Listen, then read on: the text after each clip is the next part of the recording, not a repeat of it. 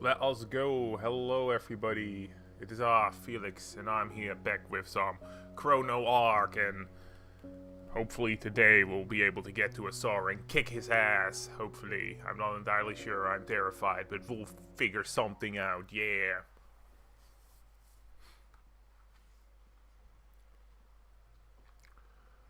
Ba ba ba da. Come on then. Are we gonna keep waiting for the black screen to end? The first time I saw that black screen take so long, I actually thought Chrono Ark was broken, which still have a bit of a habit of thinking that, even now, even though I know it's not the case. Alright, so we have full health. Check. Did I do that vending machine? I don't remember, but we're just gonna assume that yes, I did. You don't have any soul stones? No. No soul stones here. Alrighty then. And then... yeah, no, we're fine. I think? Yeah, we're fine. I do want to maybe get some more legendary items, so we want to get more equipment if we can. How do you put all of this here? Yeah, alright, we are golden. Yeah. I wonder if Phoenix actually sticks around here if you have him as a part of your party. I feel like that makes sense. Oh. New story. Woo. If I'm not mistaken, we are back with Asar and Klein, who were in a company building when it was attacked by some terrorists, where their masks were slightly familiar, but I couldn't place my finger on it, and I was too lazy to actually look it up. And now we're here with Asar wanting to save one of his friends. I don't remember what she was called. I think it was Stella? Yeah, it was Stella, I'm pretty sure. Asar wanted to save Stella, Klein didn't, and they had a bit of an argument where they could have probably already went and grabbed Stella or checked if she was still alive. And I'm guessing that going in the building wasn't a good idea because Klein seems to be having trouble standing. God, that must be so uncomfortable for your arm, just having someone sling you over him. I can already feel the pain in my arm. Jesus.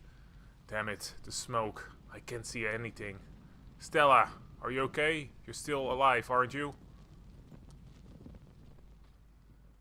After running into the flames, I made my way through the fleeing crowd and burning debris to find Stella lying in front of the conference room. Stella was thankfully alive, but she had lost consciousness from the explosion. I had no choice but to carry her. Oh, that's Stella. I thought because of the black hair that it was Klein. But to carry her while looking for the exit, but the state of the building was even worse than I had imagined. The building looked like it was about to collapse at any moment, and for some reason the sprinklers were malfunctioning, so the fires were only getting stronger. It looked like the front door already collapsed. Quickly checking if the sound's actually working. Yep. I need to look for an emergency exit or a broken wall. I managed to rescue Stella, but it seems I was indeed too hasty. The sealed indoor space was becoming unimaginably hot like an oven, and the limited vision made it difficult to keep my sense of direction. On top of that, I had to bear the weight of an unconscious adult, which is surprisingly a lot heavier than you think. If a person is conscious, they will subconsciously shift their weight in a way so that it's easier to carry them. But if they're unconscious, then they won't do that. So an unconscious body will feel a lot heavier than a conscious one. I always found that fact really interesting. To be honest, my chances weren't looking good. I need to shave my beard as well. Not this way either. Where could the stairs be? It feels kind of itchy. It's really annoying, honestly. I used to just go to my barber every 2 weeks and he would shave it for me, but... well, she, I guess, technically. Why did I say technically there? She is a she. That was kind of weird. But yeah, so yeah, I used to go to her every 2 weeks, but because of certain situations that couldn't happen anymore. But I am pretty hopeful that I can go back to her every 2 weeks so that I don't have to worry about my stupid beard anymore. Seriously, I don't know how people do it. I hate having to worry about shaving my beard, and it always doesn't look as good as when I have somebody else do it. So honestly, I'd rather just pay some person an extra 10 to 20 euros and then have them do it every 2 weeks. Maybe that makes me lazy, but I still have a beautiful beard at that point, so Asar. Stella, are you awake? Just hold on a moment, I'll get us out of here in no time. Stella, who used to work for Salian, would have been familiar with the structure of the building and the location of the emergency exit. However, due to the pitch black smoke and the debris, it wasn't easy for even Stella to grasp the structure. And the inside of the building was starting to feel like an infinite expanse. Klein to the rescue, Stella. You're too heavy, I'm getting tired. If you're a little lighter, we would have escaped already. Shut up. Stella seemed to have injured her leg due to the rubble because she still couldn't walk. Whether or not she had consciousness, it was up to me to support her. The situation was only getting worse. As we continued to wander aimlessly, Stella and I began to realize that the building could very well become our tomb. Tomb? Tomb. Asar. Yeah, what is it? Leave me behind. It's not too late. Huh? What do you mean? How could you say such a thing? At this rate, both of us are going to die. So leave me behind. I want you to live. If you die, the Ark project's done for. I'm just an outsider. But you're... Be quiet! I don't care about that damn project. We're friends. We'll get out of this together. I tried to act confident to comfort Stella, but I'm starting to reach my limit too. I must have inhaled a lot of smoke. My head is going blank and my vision is blurry. Asar, I'm begging you. Don't give up. There has to be a way. Damn it. I can't breathe. I can't die here.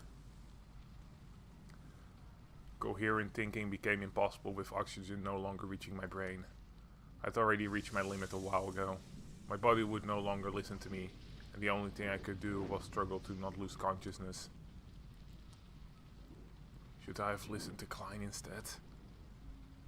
If it was going to be like this anyway, would it have been better for me to live?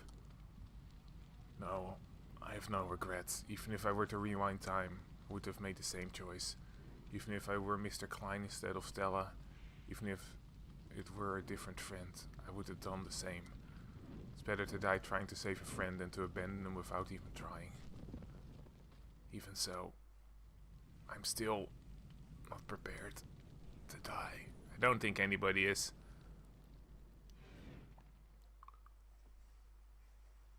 It gradually became difficult to even breathe, and after a certain point the pain disappeared and was replaced with a strange feeling of comfort. All of my senses were fading away, and then... Klein to the rescue? Asar? Snap out of it, Asar. Yeah, Klein to the rescue. Asar! Mr. Klein. When I came back to my senses from my hazy consciousness, the first thing I saw was Mr. Klein's face. I thought you escaped first. You fool, didn't I tell you? You're an irreplaceable figure to the Ark project. You came to save us? He came to save you, let's be more realistic. Don't do anything reckless like this ever again. Let's head down, there's an ambulance waiting downstairs.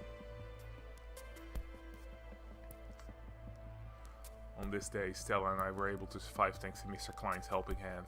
You could say that I owe him my life. Though I was shocked when Mr. Klein said those harsh words in the end, I was relieved that everyone made it back in one piece. However, I did not realize at the time the reason why Klein saved me, the reason why Klein, who was unwilling to save Stella, later came back to save us. Klein didn't come to save us. Klein came to save humanity. Yeah, it's pretty obvious, right? Indeed, we were never in the picture from the beginning. We were only... What's happening? Ooh. Okay, there we go. For a second there I thought the game freezed, and that would not be great. Alright, well at Bloody Park. Bloody Park. Hello there, Bloody Park. Skill flash heal. I'll take that, that's not bad. I do actually have enough healing now, but I'll keep, I don't know, we'll keep the skill book for now. Maybe we'll want to use it later, and otherwise we can have sell it. Pay 300 gold and spin a roulette to, no, we'll just upgrade the skill. Alright, let's see.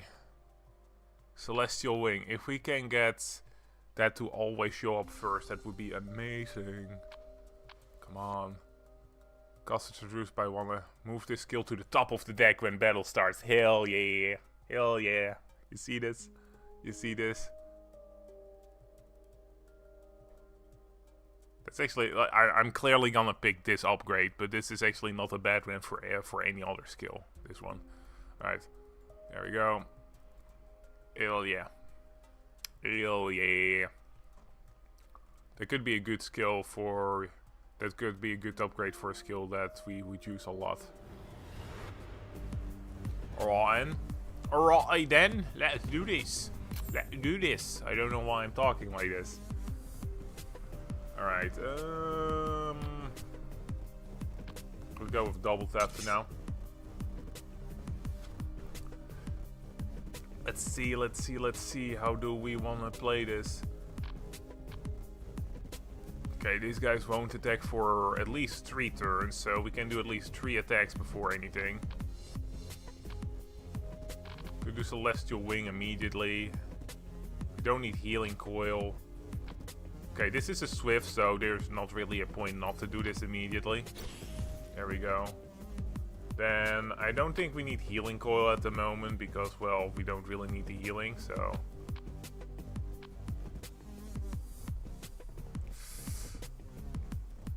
I'm gonna go with the attack, even though Holy Light is clearly better. Mainly because I do feel like we do want to get as much damage here as possible. That's not Swift, but it is okay. See, these guys will attack in 3 turns, and this is in total. Okay, so actually, all right. So if we do a double tap and a reprisal, we can do a basic attack on the because the basic attack will cost slightly more, but we can do a shield. So. Alright, so let's quickly see what double tap does. Special Bullet Silverstein, additional attack,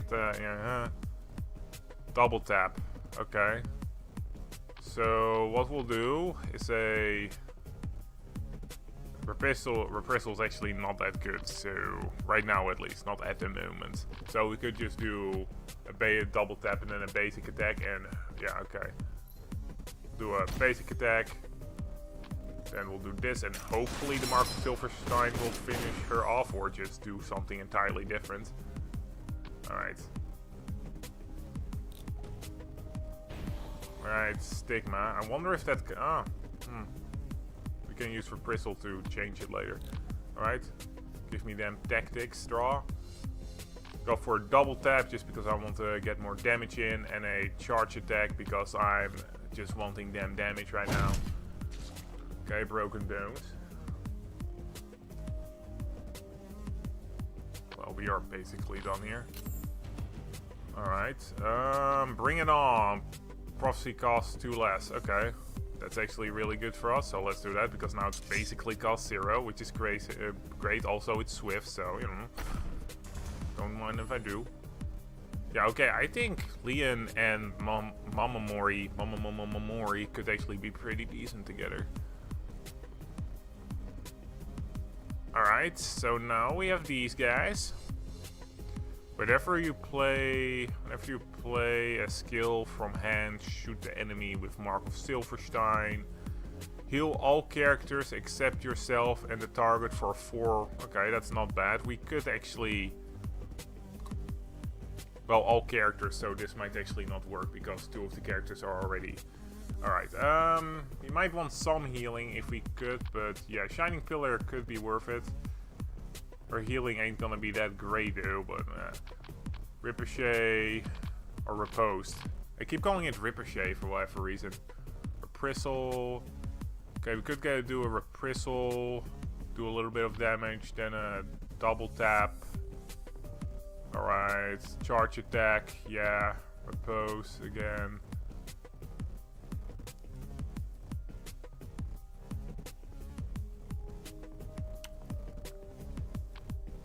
This is a difficult one.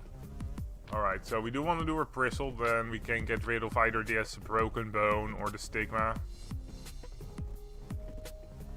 Actually, we probably don't want to increase, remove the aggro here, so yeah. Okay, Reprisal, you.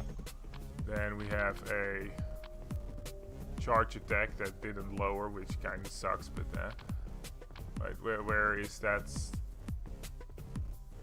You know, I ain't gonna question it. Hi, what's up? Yes, why-ish PV trailer coming this Friday. Hi. Sorry, that's the only stream that you haven't streamed this game since spring of '87. Wait, what? Streaming this game since spring of '87. Is that Five Nights at Freddy's reference? I think so.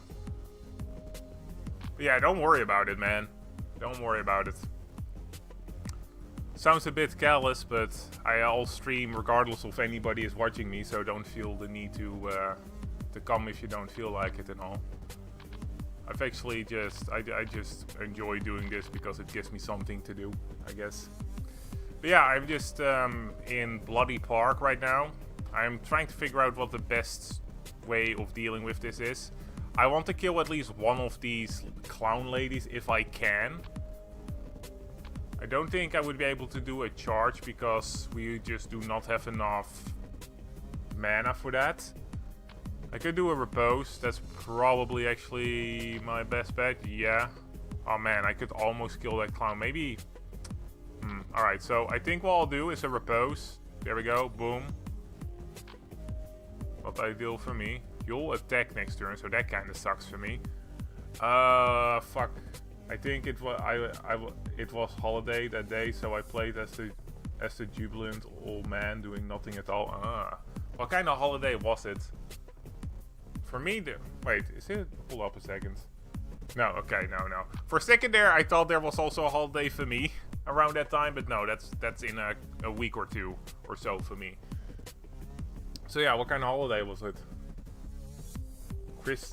Christian Miss? Alright. I'm doing alright. I'm trying to figure out how to get better at playing this game right now, because I do feel like I have a problem not actually reading what the fuck I'm doing, you know? I'm just gonna do a double now, but that's difficult. Fuck it.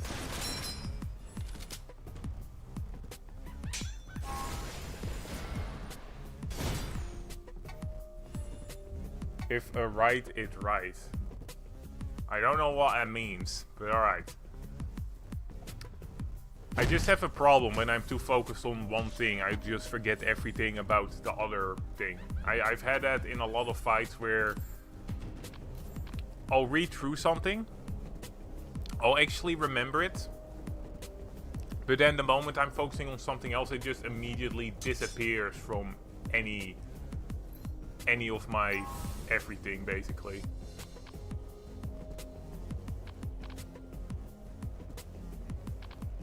Okay, we do want to do at least one charge attack so that we can get rid of this damn clown. Oh wait, I do actually know that one. It's from Senseless Zero. I've actually wanted to play that, but I'm not really sure if it's worth it. Is it actually worth it, or is it just a mobile game with some good character designs? I like the vibe some of the stuff I've seen from it gives off. For example, there have been a couple of songs, there have been a couple of trailers. So, potential. Fuck this. I do really like that vibe. I don't know why. It's just fun to me. Okay, we do want to heal Leon a little bit, I think. There we go, healing coil, perfect. Give me damn heal. There we go. Is Great Blast gonna be enough? It will be. Die for me, clown lady. It's a hack and slash with good care for the details. Alright, alright. Yeah, I've seen it that you can also play it on the PC, so I'm a bit interested there. I'm gonna check it out. You can also play it on mobile, but I imagine that it isn't actually all that great on mobile. Mainly because the controls would be freaking terrible. I don't want the Lucy curse skill, even though getting an heroic tier equipment would be great. Just don't want any Lucy curse skills. But yeah, so let's see. Oh, popcorn stand. Hell yes. No regrets. I'll always take popcorn stand if I can get it. I have actually been kinda in the mood for a hacky slashy game, or maybe one that is a bit more, you know, not JRPG-y, I guess. Because here, you do have to pay attention, but it's more, you have to pay attention and really think about your actions, where with a hack and slash you just go, you know? I don't know if that makes sense. I've been kinda in the mood for a game like that. Right, we should actually have enough for a key, but we'll first see if we actually need one. I do, I haven't seen the vending machine yet, which is kind of weird. Did I forget to... did I forget to get the vending machine? That would be kind of terrible, because I do want to get the full story, and I feel like I need to get these guys' memories back if I want to get the full story. Alright, so what do we do here? We'll do charge. I actually quite like charge attack. It's a decent attack that does decent damage, is swift too. And as long as you play around it right, it is actually really good. Create 2 random attack skills, blah blah blah in hand. They gain exclude and deal half of their skill rate on them when an enemy attacks any ally, and then their skills are, yeah, okay, we'll do this because I like it. There we go. Enjoy yourself, sir. Details like characters have many good animations and are unique combo changes. Depends on the rotation of the direction of the joystick, or simp. Details like Red Mommy having physics on her thighs. I mean, so yeah, you caught me by surprise with that Red Mommy bit, but I'm sure that she's beautiful with her thigh physics and all. I do absolutely love all that anime goodness. I have a couple of friends that absolutely love it. Well, I have one friend. Well, two friends that absolutely love the whole anime situation, which is kind of sad because a lot of the games I like do have an anime aesthetic, and I'm just unable to share it with them because they just don't know what taste is. It's funny, but still gacha, so you'll need to enjoy it and do your dailies if you want the new characters, like always. I usually when it comes to gachas, I'll play until I get a specific character I wanted to play it for, and then I'll level that character up to the max, and then I'll slowly lose interest. I'm still playing FGO, Ark Knight, and Limbus Company, but I'm not as avid as I really should be. It's kind of interesting, actually. With FGO, I am playing more because I've been playing for so long, and it's a bit of a sunk cost fallacy at this point, where I feel like it would be a waste to stop playing, even though I haven't paid any money for any of the waifus, but I still got everything I want for the most part, which is kind of funny. When it comes to Ark Knight, I really like Kel Sif's character. If you know who that is, it's the Lynx girl that everybody calls wife for whatever reason. And I really liked her, and it took me a while to actually get her. I still haven't maxed her out because you need 4 more copies of the same character to be able to truly max her out. So I'm gonna wait until I can get more of Kel Sif, and then I'll just max her out forever. And then, when it comes to Limbus Company, I don't really play for any specific character, I just play for the story, honestly. So, as long as Limbus Company keeps going with those stories, I'll be there to play the game. I just played first week, it's funny, but I'm not interested in the story, and this was promoted for the community for being able to skip the story with my fave button, but you can't skip it also. Yeah, I think that's the reason why I will stick with Limbus Company above most other gacha games. It's because I actually genuinely care about the story. When it comes to Ark Knight, I be skipping that shit. When it comes to FGO, I skip that shit. It's just really fucking boring to me. it's just really fucking boring to me, and I feel a little bit bad about it, but reprisal, we'll do a basic attack. There you go, you stupid clown. Oh,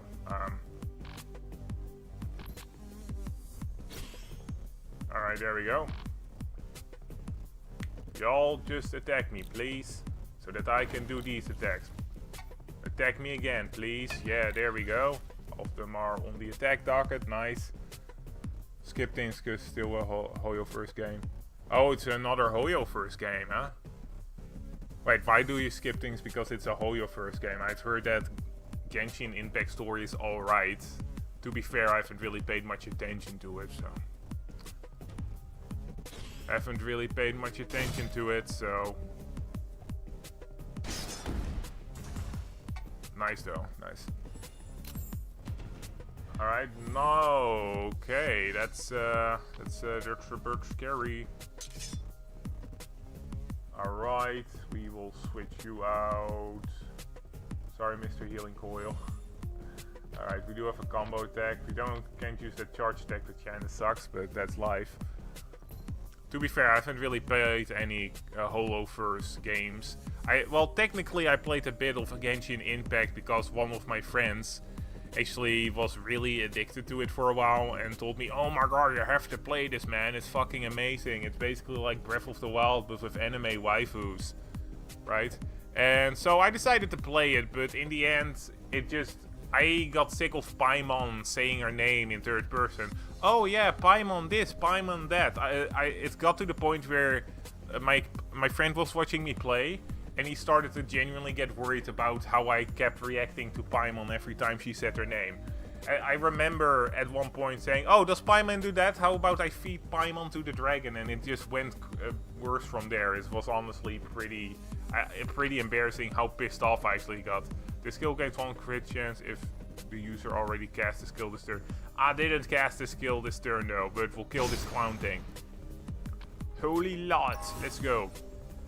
Then we'll do, I don't fucking know, you, Silverstein, because why the fuck not?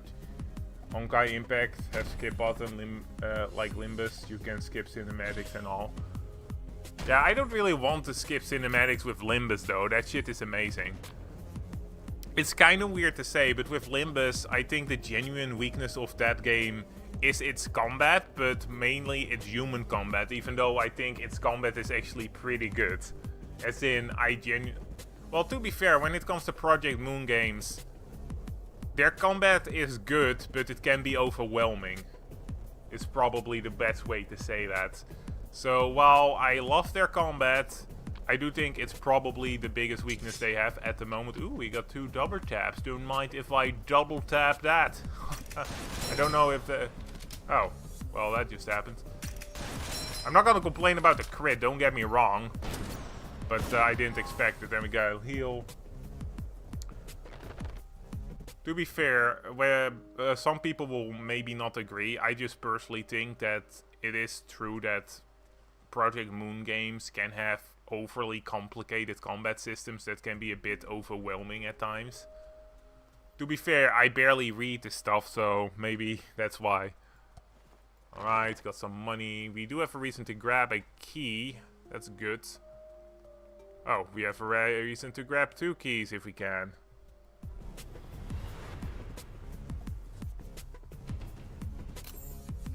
Get them double tap. Alright, let's see what we do. We have Bring It On. We have Healing Coil. We have Celestial Wing. We'll first do Celestial Wing because it's just that good. Alright, you have 80... Okay, you have 80 armor, which is pretty strong. We'll get rid of this. Yeah, and then we'll get Repose. Damn it, I really need to unprogram calling this Ricochet in my brain. Holy shit. Alright, so do a Bring It On, just because it will allow us to get a couple more skills in hand. Double tap, that's useful, so we can just do a double tap here, boom. Nice. Damn, that could be crazy. Maybe I'm just getting super lucky, and we don't have anything left. Alright, you attack, nice. If you attack too, nice. Ow, that took a little bit more damage than I wanted. We'll go with Healing Coil here. I can actually use it pretty decently. Boom. Okay. Do another Bring It On. I really like Bring It On. Oh, hey, what's this? Also, all characters have their own mechanics to attack, and all this from the character you get from the story. Honestly, when it comes to something like not Honkai Impact, freaking Senseless Zero, a hack and slash game like that, the most important thing for me... hold up, I clicked on it and it didn't send me a link. I guess I'll click on it again. Boom. The most important thing for games like Senseless Zero is that the gameplay itself feels good to do. It's the same reason why I will go back to Warframe from time to time, even though I personally don't really think the game is all that crazy good anymore. Oh hey, she's nicely designed. I always like why it's short hair. Alright, nice. Alright, flashy. Nice, nice. Easy dash cancel. Alright. Seems pretty good. But yeah, it needs to feel good to play. That's the most important thing with games like this. Of course, if there's a good story, I'll be all for that, but when it comes to hack and slashes and Metroidvanias, or even something like Monster Hunter, which I wouldn't call a hack and slash, probably a action RPG, you do really have to have gameplay feel good. Because if you have an action game where I have to move around a lot, then if I don't have fun just moving around and like killing enemies all that much, then I'm not gonna have a lot of fun. If, for example, with Helldiver, I played that with a friend of mine. That friend even bought Helldiver for me, which I still need to pay him back, but he's not allowing me.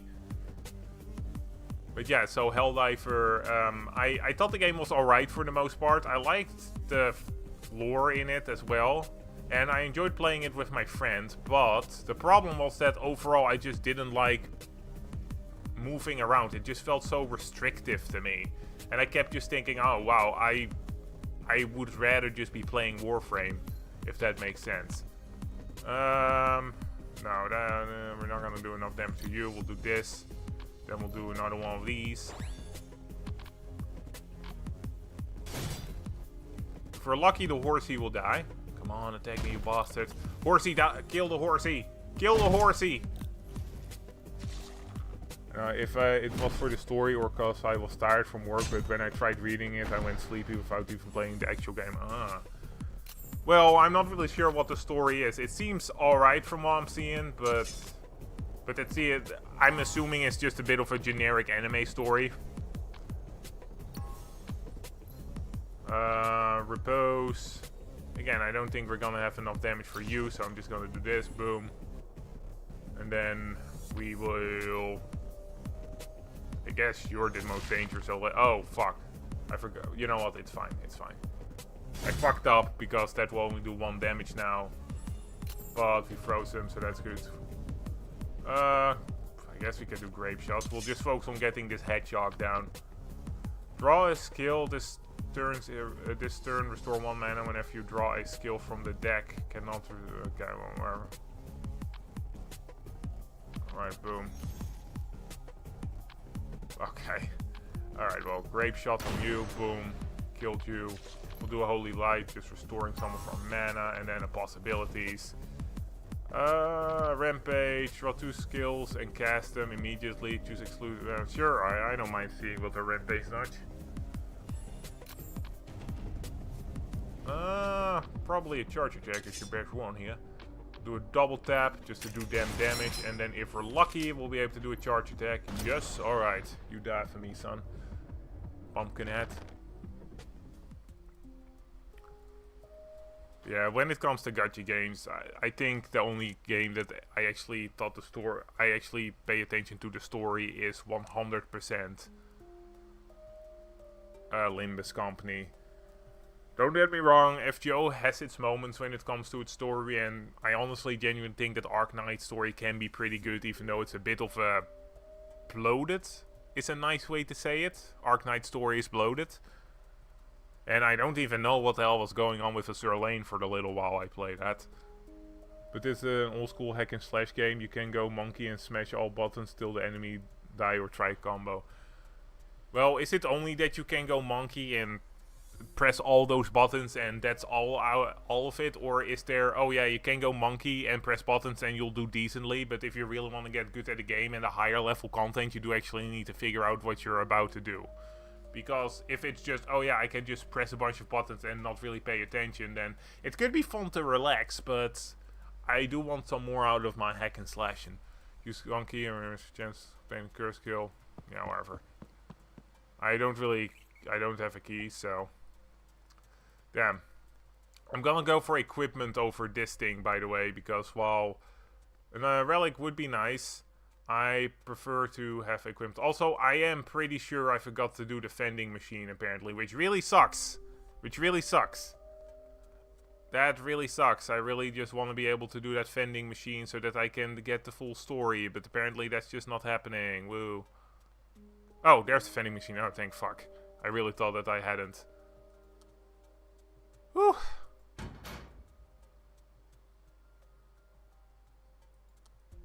Woo, okay, there we go. We'll just grab the key from the shop over here. We're not gonna grab a weapon because we will prioritize getting the key. We'll grab a skill book as well. Oh, blue rose. Let's start with that. I don't care. Flash heal, don't really care. Healing potion, no. Alright, purchase those two. Alright, grab you over here. Open. I'm glad I take item. Yes, loot. Alright. Then we have the skill book. Let's see what we have. Not much that I really like, but let's see what parrying tactic is. Oh hey, that's Hein. Select an ally, view 3 random usable skills of that ally and select 1 to create in hand. This skill gains 2 countdown and exclude the selected allies allowed to parry once. Okay, you know what, I'll do that. I think it seems alright and it's swift and only 1. Unless one of these is a 1 skill. Yeah, we'll do this. Alright. We also have some other, we don't have to save our soul stones anymore. Let's see. I think we have to have all our brain investigators be level 3 so that we can get the next mana level. So I'll just do that. Then we'll go with double heal because I do want Shining Pillar could be decent. Heal all characters. We'll do double heal though. Double heal is pretty good. Alright, we'll forget the skill. No. Okay, we'll get the different fixed skill. I'm gonna go with Holy Light because healing coil is only really good when we get it from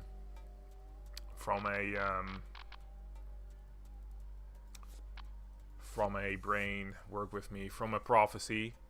Alright, we have 5 more. Do I want maybe to do a card draw or do I want to level up one of these guys?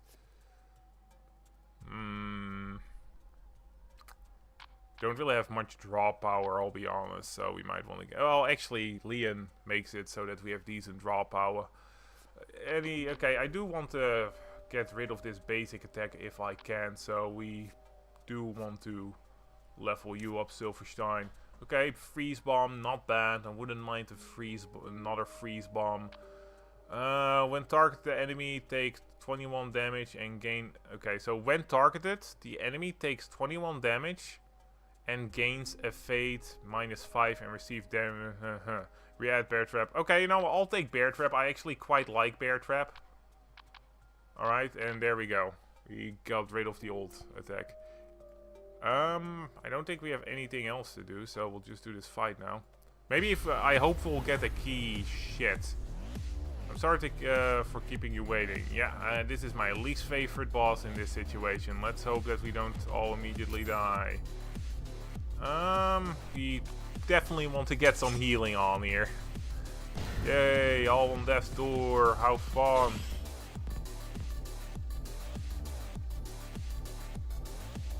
Alright, we definitely want to get all them healing out right now.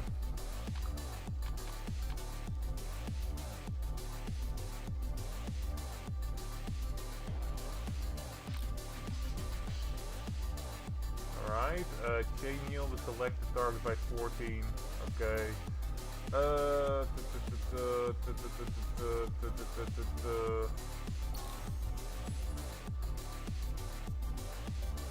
Okay, this guy will do a holy light. I'm just 100% focusing on healing my guys up right now. Just celestial wing, holy light, wood.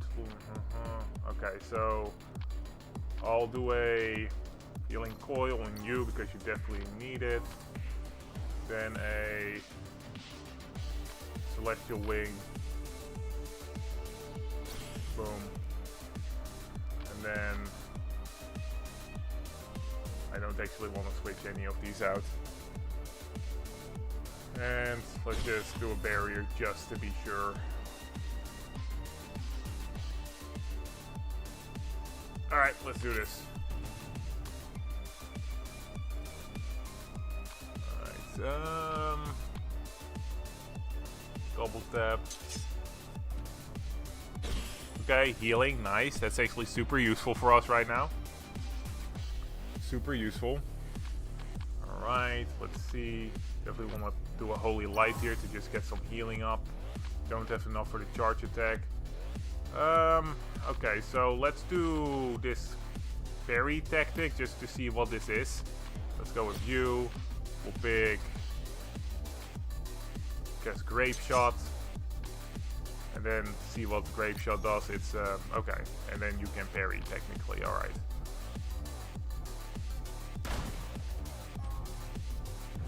Alright, that's not bad, I guess. I don't know if it really adds anything, but it's fine for the most part. Again, healing coil. I'm basically just trying to get as much healing as possible right now, if we can. Oh, that's not exactly what I wanted, but sure. Why the fuck not? You'll attack. We'll do a bear trap. Boom. Then Bristle is... actually, could we get rid of that? Boom. Yeah, okay. I'll take that. Tactical attack.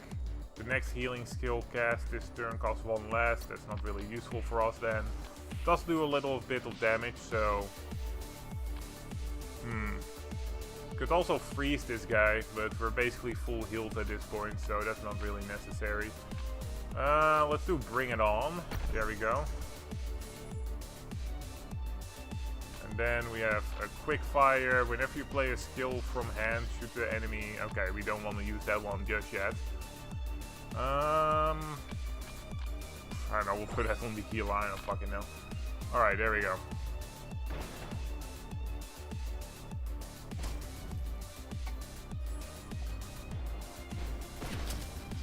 Nice. Nice. Nice. Alright, did pretty well. Possibilities, not really necessary. Critical hit when cast by fair. Yeah, alright. Oh, what the... Oh. Sorry, Popcorn Girl. But damn, I did not think the trap would be wasted like that, though. What the fuck? Why would they make it so that Bear Trap affects Popcorn Girl? I feel like that doesn't really make much sense, but alright. Alrighty then. Reduces cost of all skills by 1. Well, I'll take that. That made it so that I basically am able to get most of my skills off fairly quickly. Alright,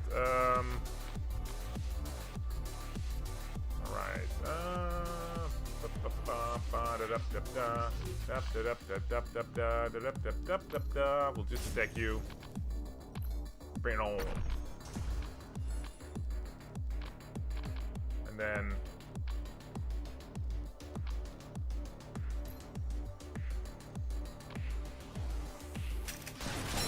do a crit with Mark Silverspine, then a repose. And that's about everything we can do. Ow, fuck.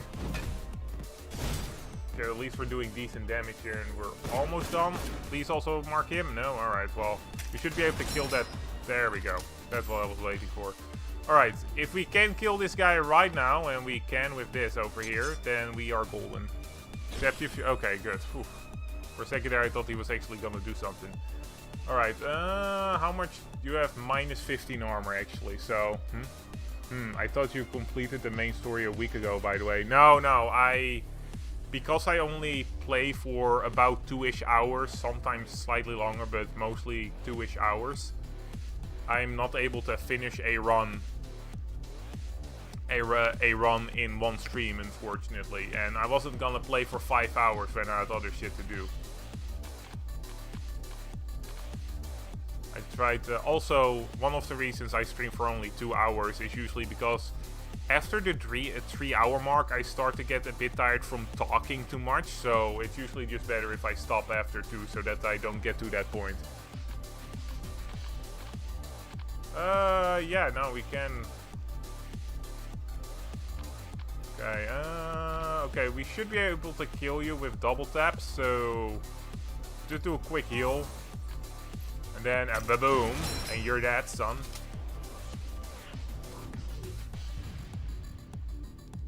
It's just something I figured out after streaming, because I used to stream a different schedule where I would stream for one day for 4 hours and one day for 2 hours. And I figured that the day I streamed for 4 hours, I usually was way more tired, and I always felt like my energy was really low at the end of those streams. So sometimes you just gotta know your limits, right? Ooh, let's see what we got. We got a green item. That's kind of terrible. I'd really hope for a unique one, at least. Well, it's better than nothing. Okay, and a beer. Also, I don't know what that emote means. It's a gecko or something. Alright, we got skill book. Maximum health. Okay, that's not bad. Give that to Leon, methinks. Pain resist. Nice. Alright. I don't mind that. It's too bad we don't have another green item so that we can make this a blue. But honestly, 20% to extra health is great. I don't... No, there was nothing else I could do. Okay. For a second there I was thinking, oh no. It's the sun. I don't know how to act. Okay, shit. Hey. I didn't kill your father. Squeak, squeak. Greetings, I'm Count Dochi. Squeak, squeak. I've been waiting for your arrival. Squeak, squeak. I presume you all... you are familiar with the name Sir Dochi's. Yes, yes, I am. Prepare for battle. Squeak, squeak, huh? Hold on a moment, I am not your adversary. I know the truth. What happened on that day Sir Dochi died. The event that started the cycle of hatred. Hear his story. Okay. First of all, allow me to introduce myself once again. Squeak, squeak. I am Count Dochi, the guardian of the deceased Sir Dochi I. Sir Dochi wasn't returning from his trip, so I followed his traces into the Twisted Land. That's when I saw the truth. The truth? The descendants of Sir Dochi regard you all as enemies of their father. Fucking hell, how much time has passed? Holy shit. All as enemies of their father, but that cannot be further from the truth. On the contrary, you all helped Sir Dochi when he was dying of starvation, and it was Sir Dochi who attacked first. In truth, Sir Dochi was already being consumed by the black fog by the time you first met him. Perhaps it was inevitable that Sir Dochi would become like that. I tried to inform the other descendants of this fact, because this vicious cycle couldn't have been good for any of us. But the descendants had already judged you as the enemy of their father, and they would not listen to me no matter what I said. At this point, even I am unable to control the descendants. They have turned into a group of revenge seekers, fueled only by their hatred. The power of hatred is truly dreadful indeed. What are your goals? Oh, look, this is a 4K animation. I'll look at it in a bit, hold up. Squeak, my goals?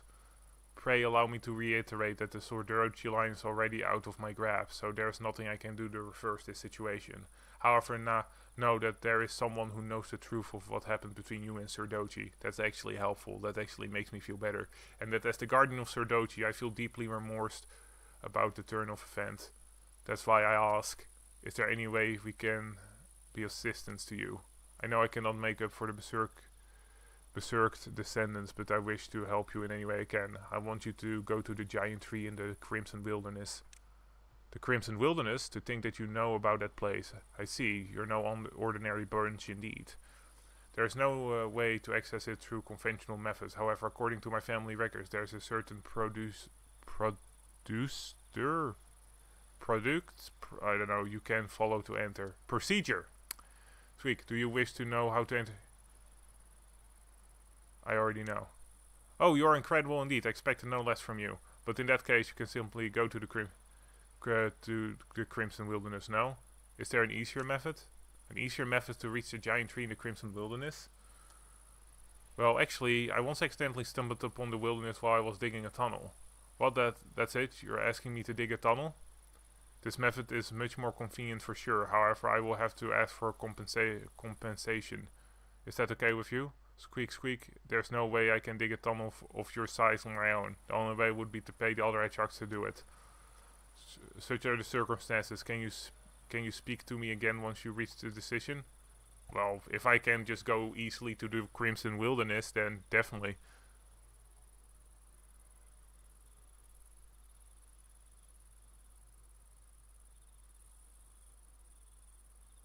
Alright, interesting. I will actually pick that choice. We could already go to the Crimson Wilderness, but I'm kind of curious to see what happens when I go to the archive. Alright, now I'll check out the 4-star animations.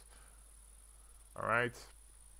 Up a second, this time I will actually show what I'm seeing. Hopefully Hollow first isn't someone that will take everything down immediately. I'm really hoping so. Alright, brain, we can do this. We can do this. We know we have used this program many times. We can absolutely do this and know how to do this. There we go.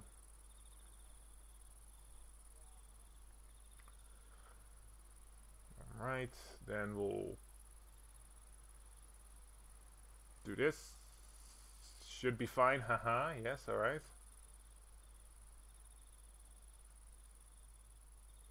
Alright, then let's do this. Alright.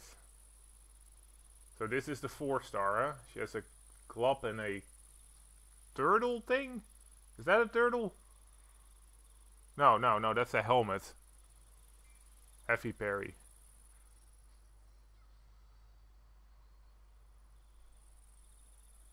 Alright.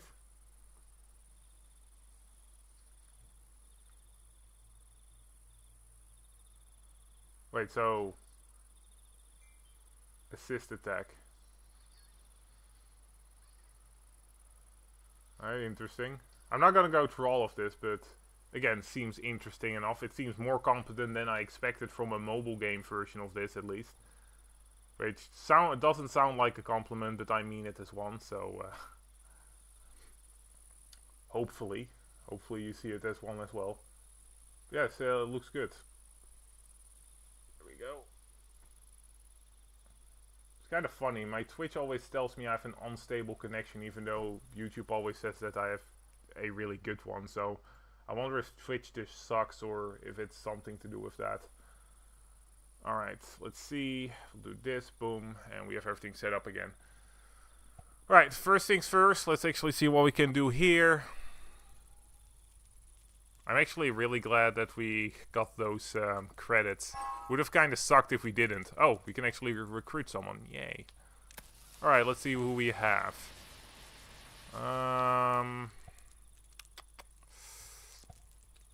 Alright, so we have an attacker, we have a tank, we have a healer, so we do want to go for a attacker here, so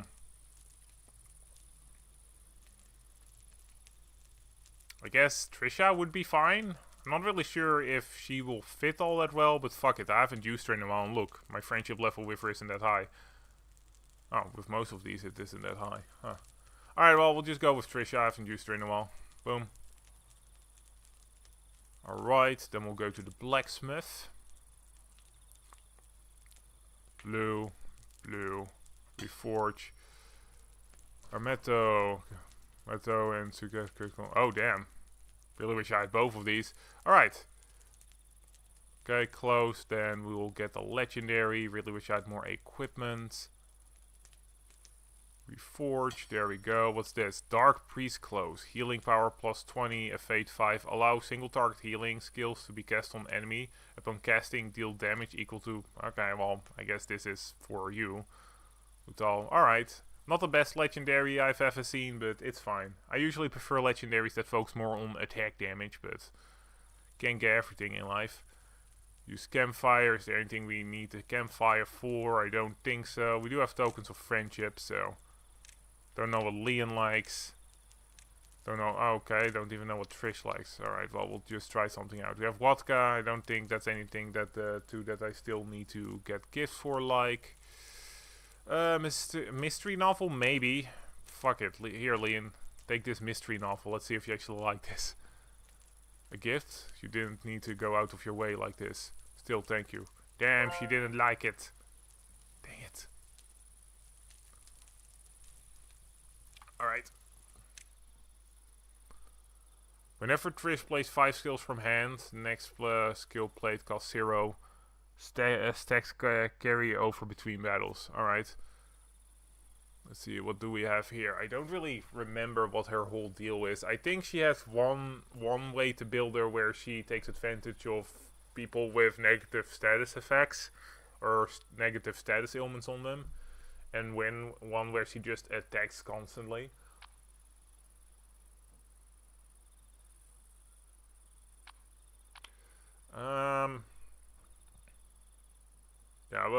Let's just use Shadow Curtain. With Trish, I want to get as many, what was it again? As many once cards as possible, I'd say. We'll go with Illusion Strike because I do think this is probably one of the better ones. Alright, there we go. Okay, we'll talk to you. Miss Popcorn Time, yeah. Loot. We'll take this, boom. And we'll get a skill book. Let's see what we have. Freeze Bomb. Honestly, I wouldn't mind another Freeze Bomb.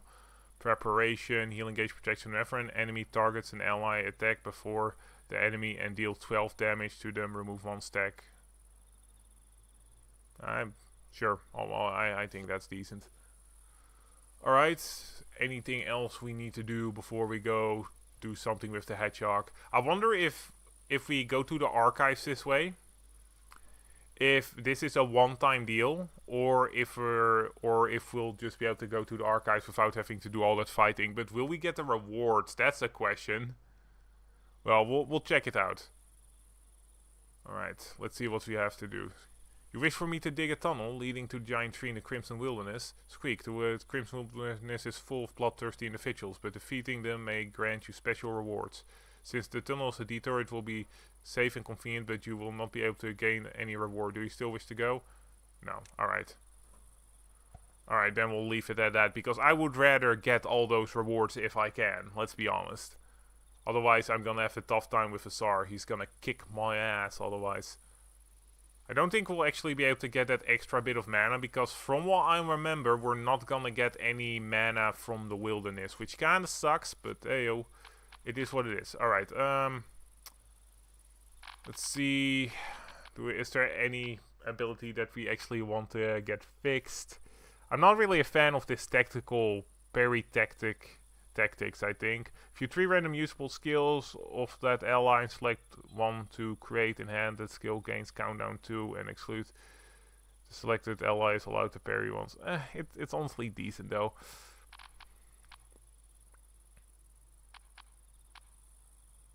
I'm just thinking of what skills I'm not using that much. I like to check out prepare as well. I have 2 repose. Okay, I think what I'll do is fixed ability, we'll do repose, or prepare. Yeah, prepare is probably the better pick, and then we'll get rid of forget. Boom. There we go. So, Leon is for the most part done. You're for the most part fine. You're fine. You're not perfect, and I would honestly want to change that charge attack if I could. And you definitely need to get some more stuff, so for now we'll level you up at least once. Another illusion strike, what the fuck, why am I getting so many illusion strikes? Shadow Step, choose one, duplicate the non-rare attack skill that was played by a party member this turn. The duplicate skill becomes this character skill or grant. Okay, well, I guess we'll take this. Boom. Fixed skill. We'll do Shadow Slash. Yes, can be recast. Yeah. Do Shadow Slash here. Alright. Alright then. Let's do this. I already went through the trouble of getting this thing, so. Sorry, Sir Dochi. Maybe next turn. When I first logged into the Ark program, the first thing I felt was an ominous feeling that something went horribly wrong. The 600 people or so people were supposed to be in the Ark had all but disappeared, and all that remained were 14 people, including myself. Oh, that's ominous. That's fucking ominous. Are there only 14 people in the Ark at this point? I'm actually not entirely sure. We were imprisoned in a giant building with no escape, and nobody understood what was going on. Amidst our confusion, the self-proclaimed legendary bird Phoenix appeared in front of us. Phoenix gave us a 7-day time limit to decide the one who would become the program master. The reason being the Ark project was frozen due to the presence of the betrayer, and we needed the power of the master to resume the project and save humanity. If nobody became the master, we would remain trapped in the virtual world for eternity. However, the problem was that the betrayer was hidden within. If the betrayer who ruined the Ark project became the program master, it would be no different from forfeiting our project to the enemy. This means that we need to discover the identity of the betrayer, or at the very least we need to vote for a person who has no chance of being the betrayer. However, the godlike power of the program master who could achieve anything in this virtual world is unimaginable. Unimaginable strength began to entice our desire, and one by one people plotted to use the power of the master without any regards to the betrayer. That's when the worst 7 days of my life began. Those who wanted to obtain the master program and those who wanted to stop them. The betrayer hidden amongst our ranks slowly destroyed our trust in each other. And people who had lost faith began to kill each other exactly as the betrayer intended. After many twists and turns, less than half of the original 14 people who had survived for 7 days held the final meeting. The final vote. Near the end of the lengthy discussion about who was the betrayer and who should become the master, one remark from Phoenix, who had been staying quiet the entire time, turned the situation on its head. One day, Phoenix explained to us the 6 rules of the program master. The final rule that was not revealed at that time. Program Master Rule number 7. The one who obtains the Master permissions. What? Creation of the Infinite Loop World D7. Our program sealed control center interior. Ah! Surprise! I bet no one expected this, did you? That means the one who becomes the Master eventually. As they say, great power comes with great responsibility. Did you seriously think a power this great would come with no drawbacks? Ha ha ha! At Phoenix's unexpected bombshell of his speech, everyone's pent-up anger exploded then and there. Phoenix replied sarcastically, not even batting an eye. Hey, don't be so mad, I only forgot to mention it. So you're not gonna vote for the master? Like it or not, what can you guys hope to accomplish besides voting? If you want to resolve the situation, someone has to become the master. Wahaha! Phoenix shouted in joy as if this outcome had been predicted from the beginning. In contrast, the one who realized the truth could not hide their confusion. The Master wasn't anything like a god. The Master was a being who needed to sacrifice themselves in exchange for godlike power. The moment the fact was revealed, we were faced with a situation where nobody wanted to vote or volunteer. A complete silence followed, with everyone only eyeing one another.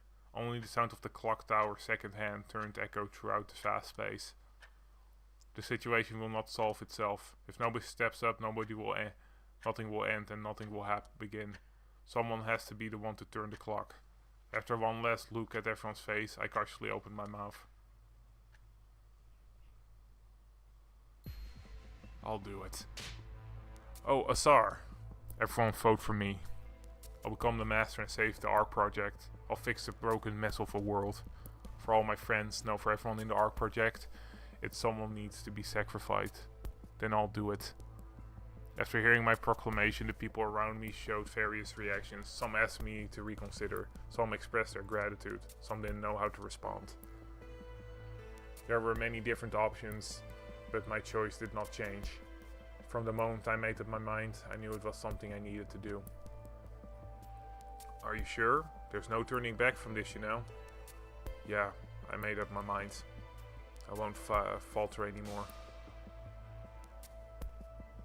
I'll become the program master and save everyone. I have no regrets. Although I may never see the light again, if this is the only way to save my friends, I'm willing to accept it. So is Azar actually the program master? Yeah, so this is Azar. He's the white anime boy, if you remember him. He actually betrayed everybody because he wants to end the loops that everybody has been in, but he also wants to stay in the virtual world. So, and Lucy doesn't want that. She wants to go back to the real world. That day, I became the program master. Wait, so Azar is the program master? Does that mean that the Azar we've met isn't actually Azar? I gained the godlike power to bend the virtual world to my will. But then...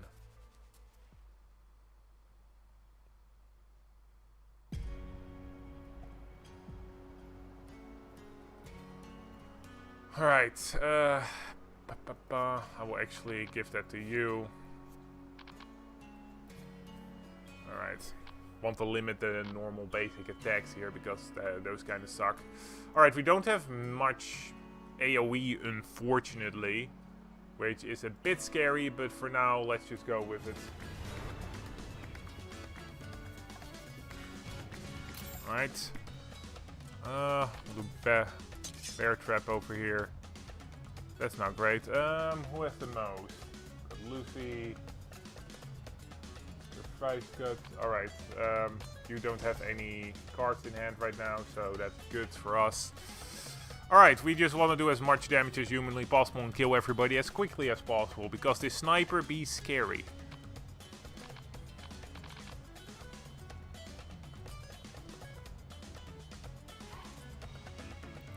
First Celestial Wing, boom. Actually wonder. Okay, I can't actually attack the sniper. That would have been hilarious if I could just freeze the sniper. Alright. Alright, you know what? For now, what we'll do is just do a double tap. Reprisal isn't really necessary, so we'll do a bear trap, a double tap, which is 3, and then a parry tactics, I guess. So, parry tactics.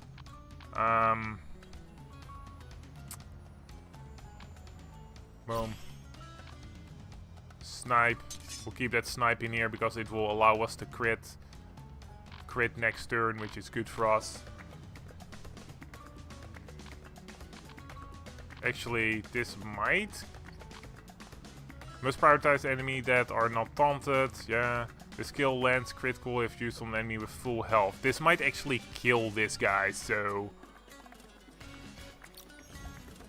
Alright,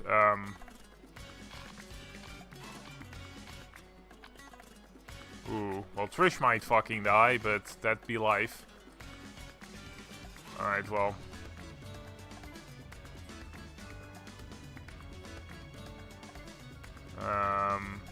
Get rid of a bristle. Then do a... Bring it on, sure. Oh, we should have done a shadow curtain, actually. Well...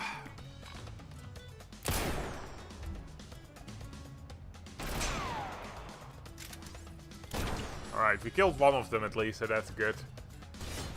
Oh, yeah, no, I don't. Stop attacking me, fuck. Okay, Shadow Slash. Definitely want to double heal here, we need some healing. Alright, well. Alright, get rid of... I'll get rid of you. Alright, so definitely need to double heal. Okay, so Shadow Slash we can do twice. Bring it on. Yeah, and then also double heal. Alright. Okay, still have a minus, so that's actually not great for us. We'll do a Shadow Slash, boom. Another Shadow Slash, boom. Then I'm prioritizing killing these guys before we do anything else. You'll just attack this guy again, so double heal. Okay, so he won't die this turn because I used a shared email for Xbox and I think my friend's using it as a principal or something because almost daily I got a mail from a purchase game. My bro's carrying whole Microsoft over. Wait, wait, you're sharing an email? Why are you sharing an email though? Okay, Silverstein might die. Silverstein might all die, but it is what it is. Boom. Okay, yeah, you might straight up die now. Goodbye, Silverstein. We can revive.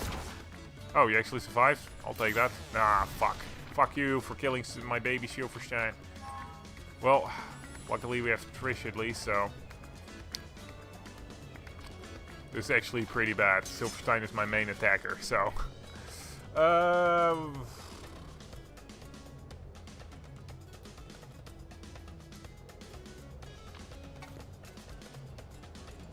Alright, fucking fuck. Okay,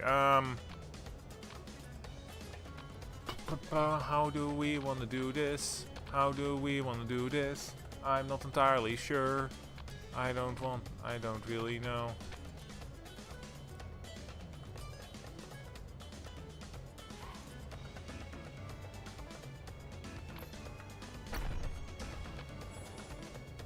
Alright, we got a Shadow Slash, which is pretty good. Okay, so what we'll do is a...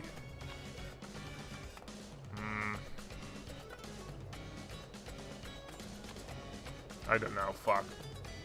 For shared games that I was like in 2019 when we created it. I mean, if it ever comes back to use the Xbox, I would have good games, but you know, it's hilarious. Well, you know, Xbox ain't going that well now, so I'm surprised he's still bothering, but yeah.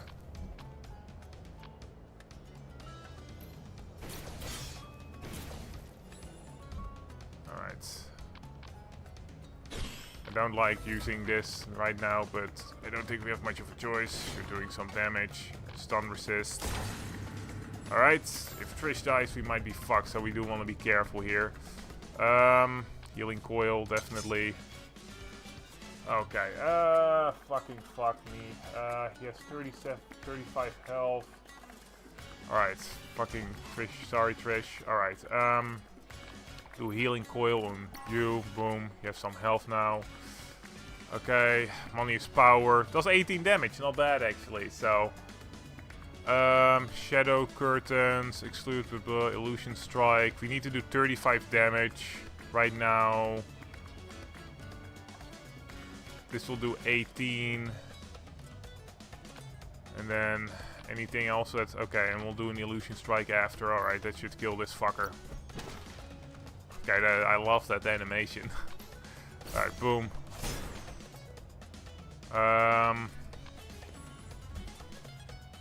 Really wish I had one more attack going, but what's this? Exclude after 3 uses if using double team stun a random enemy and gain 25 crit chance for 2 turns. Alright, Shadow Fill, all that stuff. Healing Coil. Oh, Ricochet. Repose, I mean. We have to kill him immediately. We'll definitely take that over a thing. Okay. Oh, fuck. He still gets 1 attack. Fuck. Alright, you die. Okay, dodge. Fucking hell.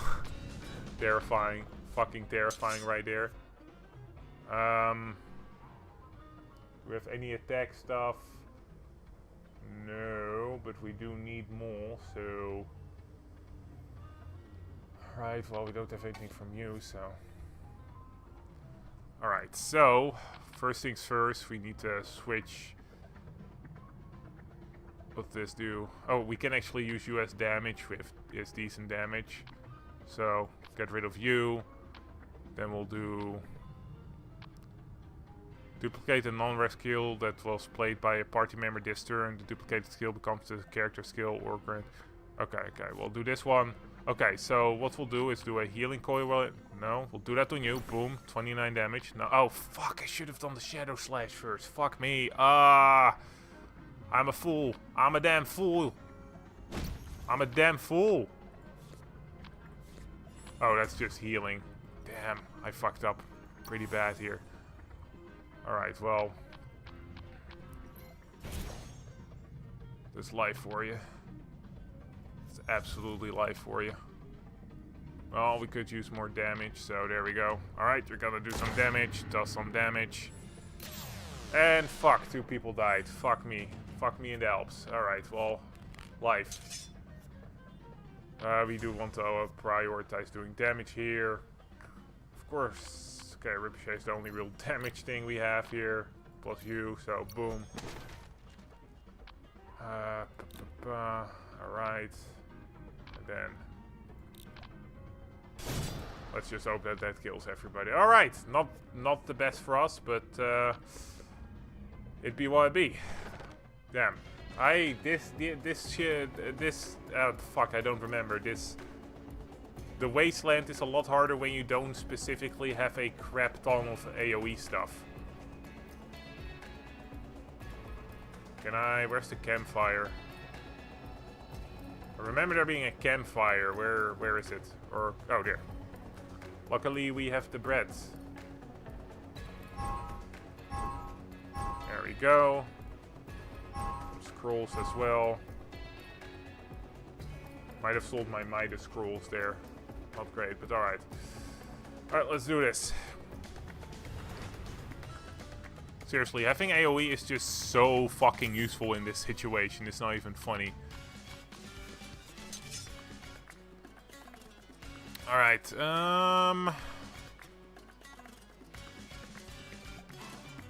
Alright, what will we do? What will we do? What will we do? Bring it on. Do a bring it on. There we go. Okay, then we'll do a...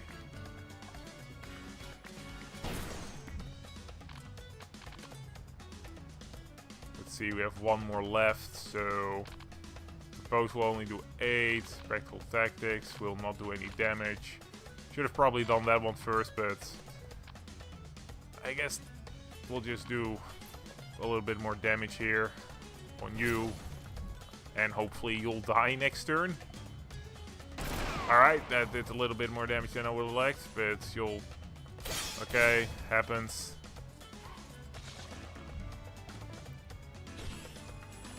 Alright, well... Ow. Stop attacking my people, please. Okay, that did barely any damage, which kind of sucks. Oh, and you keep attacking. Joy. Holy shit. Okay, we'll do a healing coil, because we desperately need them heals. Okay, you'll attack after this. That's kind of terrifying.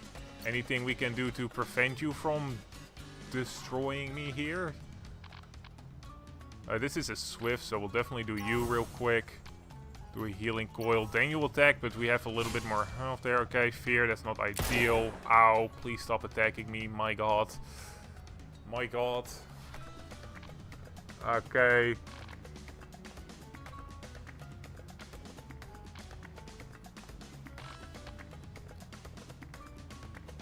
Countdown is 2. That kind of sucks. Okay.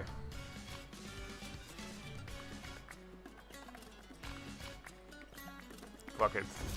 I find you scary, so you ain't doing shit. I would have preferred being able to kill you. Ah, Death's Door. Whoa, wait. Please don't do. Ah, fuck me. Why? Sorry. I am just not doing well. I'm absolutely not doing well. Wow. Alright, we need to kill this thing immediately. Basically, first we'll do this. Combo attack. This skill gains 1 crit chance if the user already cast a skill this turn. Alright, well that's useful for us. Okay, 30 damage, nice. We'll do some damage. Alright, we'll do a...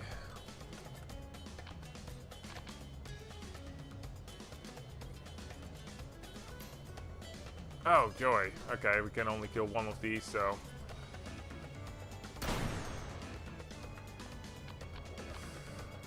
Alright. Ow, fuck.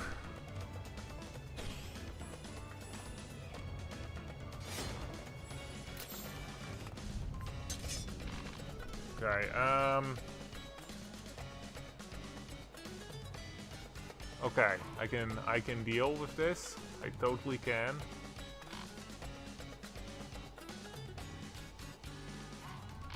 Give that to you because I really need that health. Alright, alright. How do we do this? How do we do this? This is swift, right? Yeah, this is swift. Do this. Kill you. Boom. Alright. Alright. Alright. Then the charge attack will do decent damage here. So we'll do that. Or is there anything better we can do? We do want to heal this with a quick swift. Boom. Double tap will do about as much. So, but this is swift, but that doesn't really matter because we're not going to be able to do anything after this. We don't have that Mark of Silverstein though, so fuck it. Boom. Alright. And then let's hope you don't do anything too bad.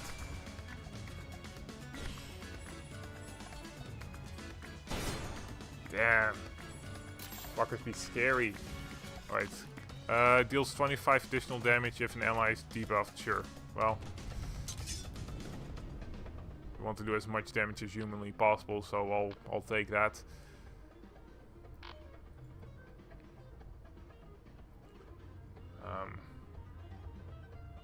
Actually, we want to first do this guard. Hold up.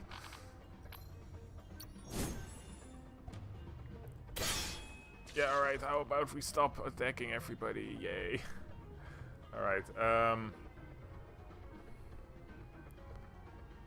alright, we have 3 more. We have 3 more. Will we be able to kill you? You have 20 armor. These guys don't do 30 damage.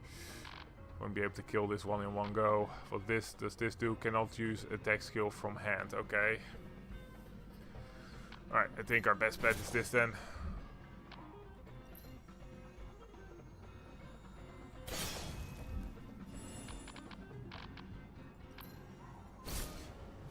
Thank fuck she's dead.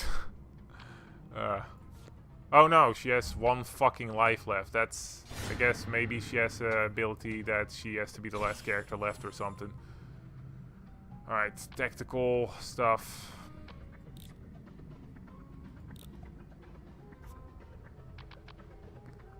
Shadow Curtain is probably the best bet here. There we go. Then we'll do Shadow Curtain because I'm terrified. Alrighty then. And then... so we can switch out repose. Alright. Okay, and there goes... fuck. 2 of us already died. That's well. Alright.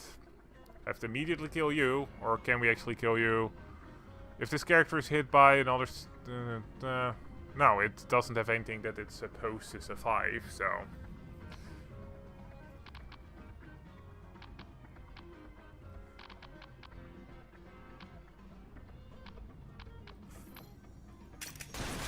Alright, at least she's dead, thank fuck. We're gonna do a damage. We don't have any healing left at this point, so pretty terrifying.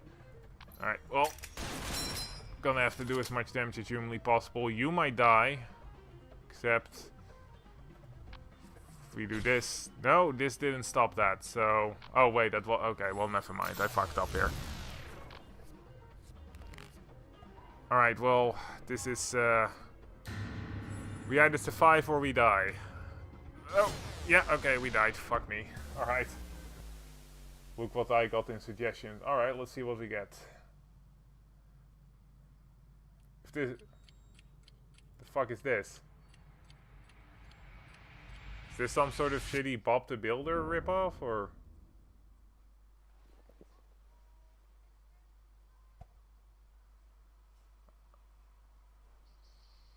okay, obtained a new record. I'm looking at what you're seeing. Okay. Seems kinda random. I also don't know what these T characters are. I know they're children's cartoon characters, but I for the life of me can't remember what they are, so...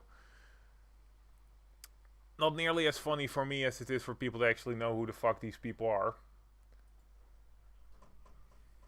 But yeah, so fuck, I lost. So I think in this situation I just didn't have enough AoE. Unfortunately, I kind of figured, honestly, if I was gonna be honest. When I use Memory, I don't really have to worry too much about AoE. And I had hoped that my last attacker would have actually covered the AoE section, but Trish isn't really all that well known for AoE, so... This animation is training animation for the animator for many of the works. English name and the alright. Let's see. I remember... What do I... Oh, yeah. Alright, well, let's see some lore, because I also need to look at some lore so that I can actually get that final character, and I keep forgetting that. Alright, let's see what we have. I haven't looked at you bastards for a while. Okay, let's see. We don't have all the files yet.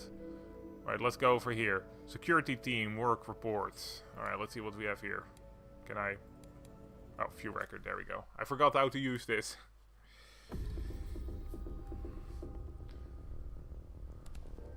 Yeah, year 1, November 9th, security team work report.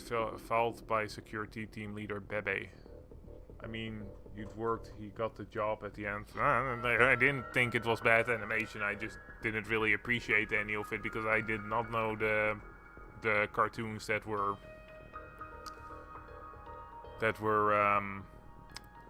being referenced. Title regarding the aftermath of the mine burial incident. We did actually see a little bit about that in these other sources. Synopsis: the incident occurred about 3 weeks ago at the mine located 7 kilometers from the village. According to the scan results, it was confirmed that 7 civilians were buried in a tunnel 200 meters underground, and the second platoon of the security team was dispatched to the scene. In addition, the resulting mission served as a practical test for the artifacts, as we had obtained permission from command to use artifact number 1 and 2. Footnote. Alright. The mission's execution details are as following. First of all, number 2 was used to solidify all terrains in danger of collapsing to create a safe route to the sites of accident or incident. Upon arrival at the site of the accident, we officially confirmed the location of the buried civilians, and number 1 was used to successfully teleport a rescued squadron and all 7 civilians back to the surface.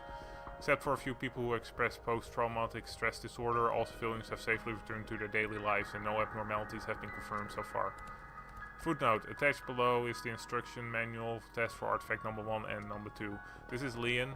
Oh hey, it's Leon. Head of development team. I would first like to thank all the security team members for working hard day and night on the fucking hell, I can't read anymore. The artifacts we created are still prototypes and because we rushed their production, they might have unexpected consequences or create dangerous scenarios. Please follow the usage guidelines below and please return the artifacts to the development team as soon as you are done using them. Number 1, okay, I'm guessing that maybe an artifact got stolen or something like that. Number 1 is a portable teleportation device. It looks like an ordinary calculator, and it's also functioning similar to a calculator.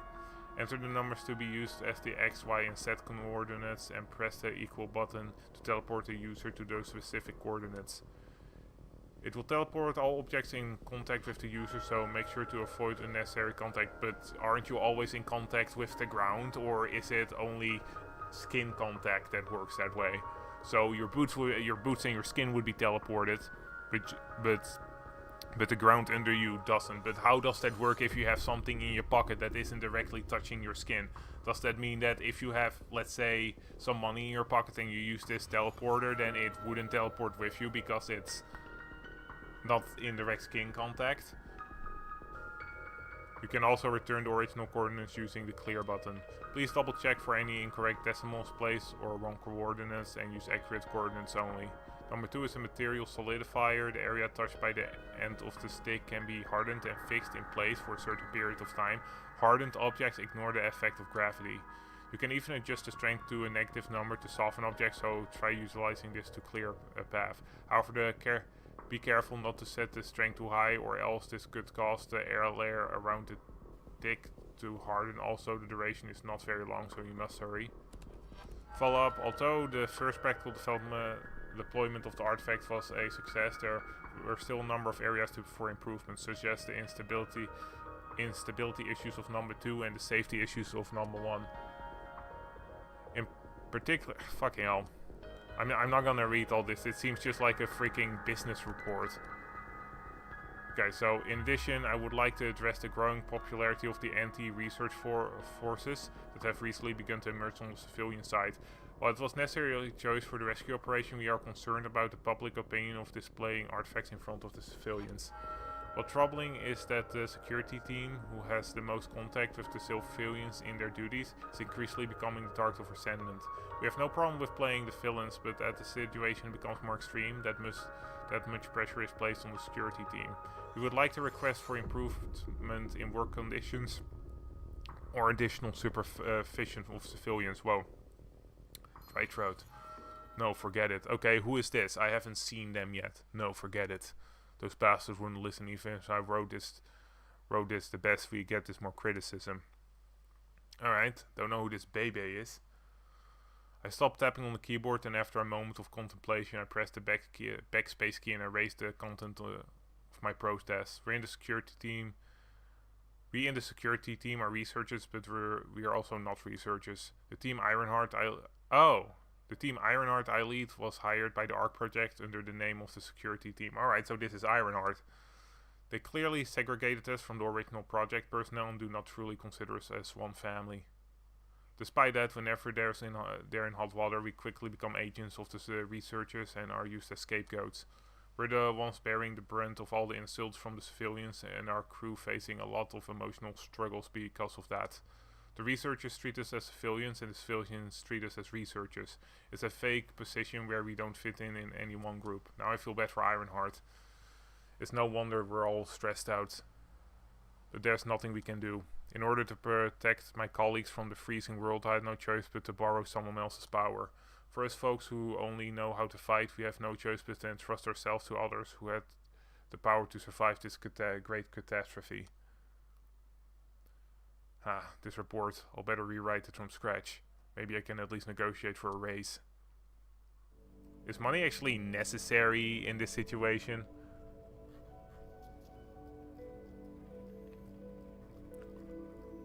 Alright. Client's memory, let's see. Few records. Hopefully this isn't an after action report again. It's the opening ceremony soon. The first day in the virtual world and the start of the Ark project. For myself and Phoenix, who set our memories not to be reset, even after the loop, this will be the second open. Oh. So wait, so they reset memories even before the whole fantasy setting was placed in? So does that mean that whenever things went haywire, they just reset memories again and again? That's pretty fucked up, isn't it? Holy shit, Klein, what the fuck, dude? I had prepared for this scenario, but I really did not expect to use the loop so quickly. We solved the issue for now, but my mind was distraught because nothing was going according to plan.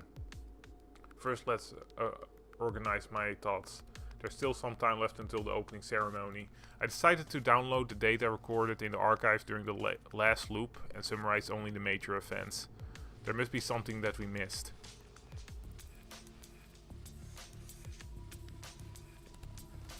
Year 1, May 6th, the Ark project was launched in earnest. Life in the virtual world began and the opening ceremony ended successfully. Year 1, October 18, a mine collapsed resulting in an accident in which civilians were buried. In the end, we were able to get everyone out without any serious damage, but it did alert the civilians to the existence of artifacts. Year 1, October 28th. As a follow-up measure to the mine burial incident, we decided to distribute artifact number 4, known as the Return Stone, to each civilian. Commonly seen in video games, it's an artifact that allows you to easily teleport to the town square from anywhere at any time. With this, you don't need to suffer the pain of being trapped somewhere like the mines. Year number 1, November 2nd. During the Return Stone distribution event, the civilians sneaked into the control center and stole an artifact. The lone perpetrator was a civilian named Beatrix. Okay, who's Beatrix? And it seems she has taken advantage of the lax security during the event. The stone artifact was a restaurant tray that spawned food, and it is one of the important artifacts responsible for the researchers' meals. The tray was safely retrieved by the security team, but a dispute arose between the civilians and researchers in the process.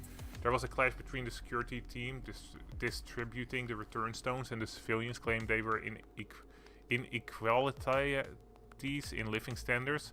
While resolving the situation, the security team fired live ammunition at the civilians. Whoa, alright. While there was no casualties due to the protector, the public opinion among civilians worsened significantly. To be honest, I knew from the very beginning that the public opinion among civilians wouldn't be positive. I did not expect the civilians to act according to our intentions in the first place. I thought anything was possible, from minor confrontations to major clashes. Of course, in their point of view, it could seem unfair that we lived comfortably with artifacts while they had to do everything themselves. Originally, I was planning to let civilians slowly adapt to life on the Ark and gradually raise their living standards under the premise of mutual respect. The problem was that it was far too fast. It didn't even take half a year, let alone a single year, for the public opinion to hit rock bottom, and this created an atmosphere in which both parties could not trust each other. While the return stone was a follow-up measure, it was also an attempt at reversing the public opinion to some extent, though it had failed spectacularly. Now, maybe the outcome would have been the same even if there was no theft, because the pace at which the public opinion fell was already beyond normal. It's as if someone was continuously planting a bad impression of the researchers. Year 2, May 6th. We celebrated the first anniversary of the Ark project. Civilians' participation was exceedingly low, but a few people and the researchers managed to complete the event without much trouble. Shortly after the event, I consulted with Chio about her wanting to change her avatar. Apparently, after tolerating it for a year, her phantom pains had become unbearable. I've never heard of anyone getting phantom pain from a virtual world avatar, but perhaps it was caused by some kind of calculation error. I was concerned about the disruption it could cause to the project, but I gave Chio permission to use the avatar converter just once. To get rid of the phantom pains, Chio abandoned her human avatar and instead took on the form of a bird. Called herself Phoenix after a hacker name. So yeah, I kinda guessed that Phoenix was gonna be Chio. She's the white-haired chick that talked to Klein in one of these other info dumps. Year 2, June 6th. Several routes were established to address the excessive violence and disorder caused by civilians, and the security team was deployed in shifts to maintain order. The backlash from the civilians was overwhelming, but they could no longer be left to their own devices. Year 2, September 23rd, the civilians marched to the front of the research area and started a violent protest. While confronting the security team, they started throwing homemade bombs they had made from scrap materials. With all the smoke, explosion and gunfire from the security team responding to the protest, the research area quickly descended into chaos.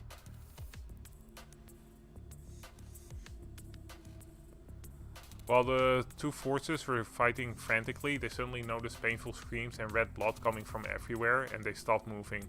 The protector that was guarding everyone's life was no longer functioning. Both civilians and researchers were panicked by the unexpected casualties, and although the protector was belatedly reactivated, we were unable to revive those who had already died.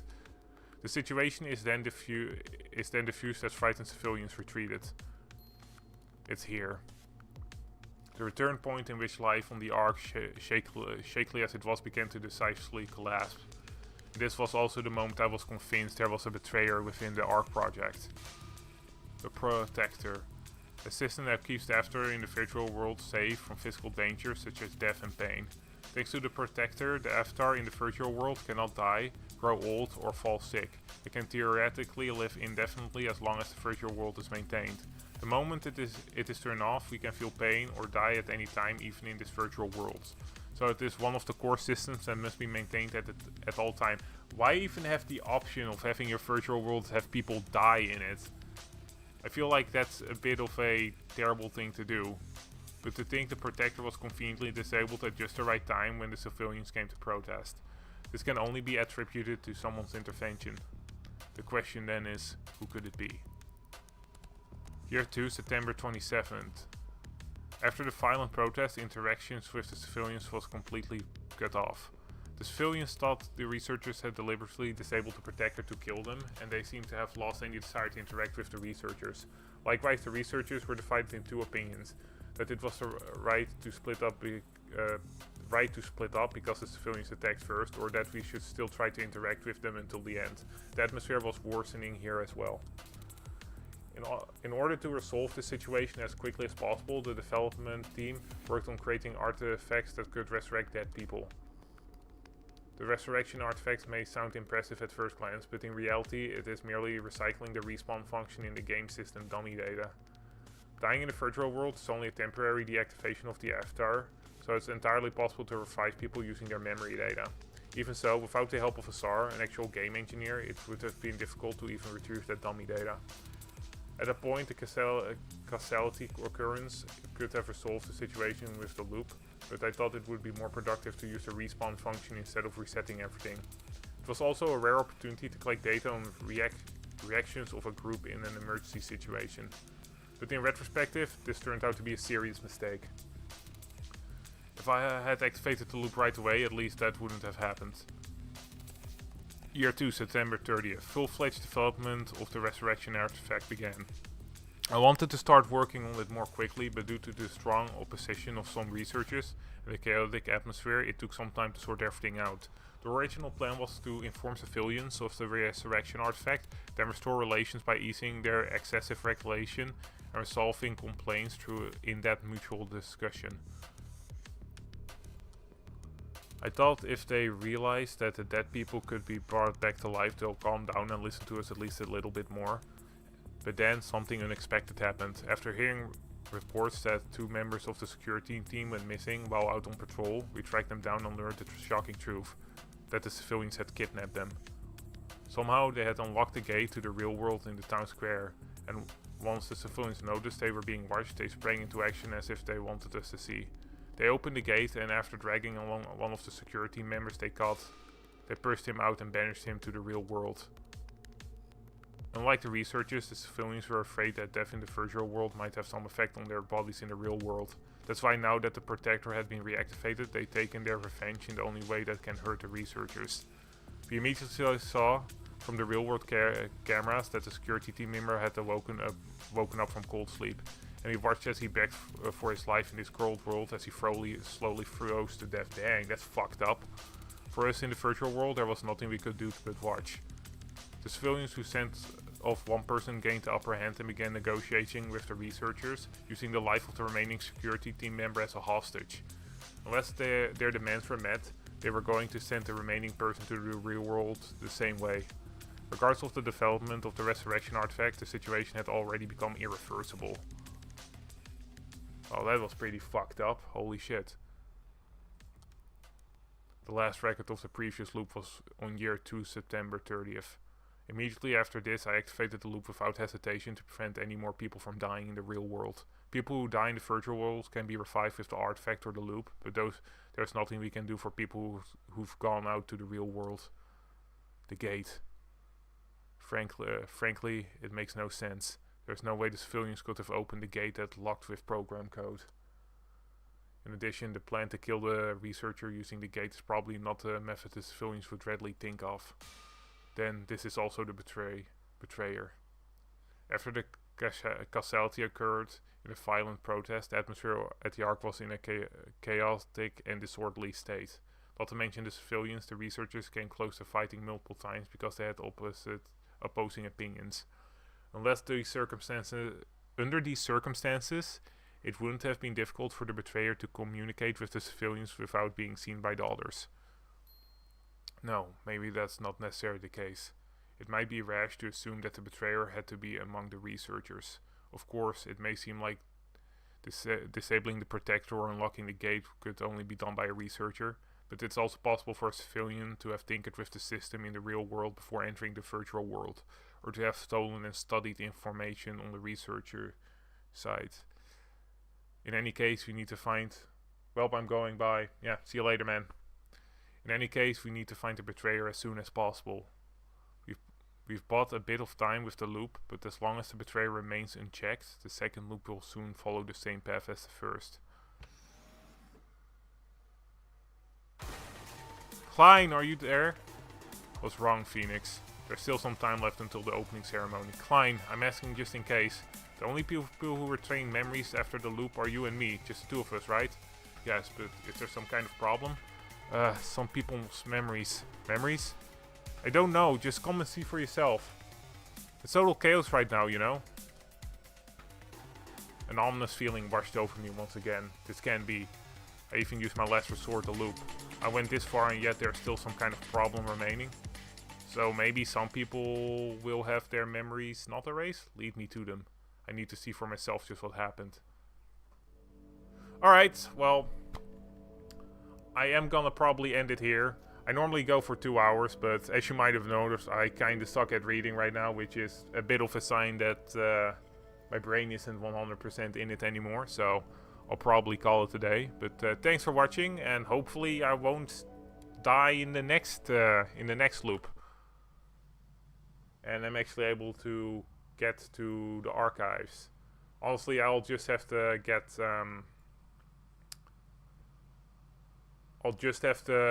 a investigator with a bit more AoE. Honestly, that's probably what I'll have to do. But yeah, so that's it. Thanks for watching, and I hope you enjoyed.